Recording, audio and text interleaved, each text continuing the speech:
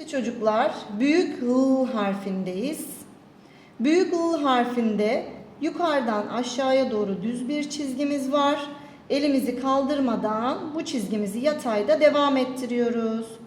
Şimdi noktalı L sesimizin üzerinden bu şekilde geçiyoruz.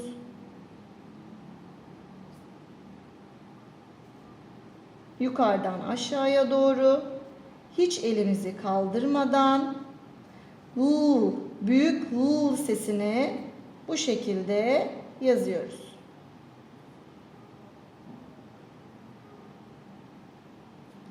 Evet çocuklar.